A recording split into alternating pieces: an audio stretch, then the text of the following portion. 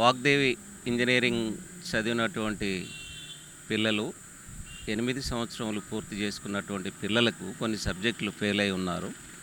కొందరు 1, 2 సబ్జెక్టులలో 1 మార్కు పోయిన వాళ్ళు కూడా ఎంతోమంది ఉన్నారు.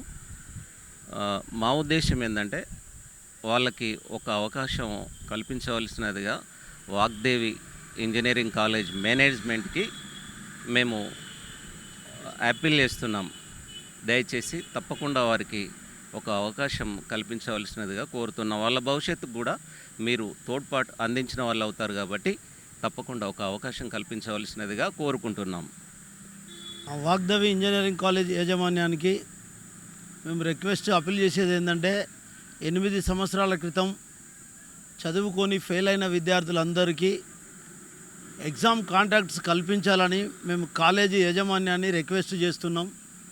ఇందులో భాగంగా పిల్లలు రోడ్ల మీద ఏదో ఒక పని చేసుకొని అనాథలుగా తిరుగుతాను. వాళ్ళకు ఒక ఎగ్జామ్ కాంటాక్ట్ చేయాలని మేము మనస్ఫూర్తిగా కోరుకుంటున్నాం. నా పేరు వెంకటస్వామి. బొల్లికుంట గ్రామంలోని వాగ్దేవి ఇంజనీరింగ్ కాలేజీలో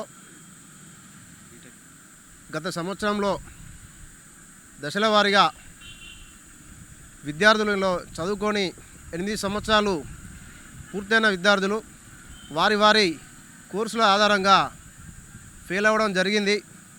అనిర్వాహక కారణం వల్ల వారి కోర్సులలో ఫెయిల్ అవ్వడం జరిగింది కనుక మరి వారు పై చదువులు చదవాలంటే మరి వారు ఈ యొక్క యాజమాన్యం వారు వాగ్దేవి యాజమాన్యం వారు ఒక అవకాశం కల్పించాలి అని మేము ఎంఆర్పిఎస్ పక్షాన ఒక యాజమాన్యాన్ని రిక్వెస్ట్ చేస్తున్నాం.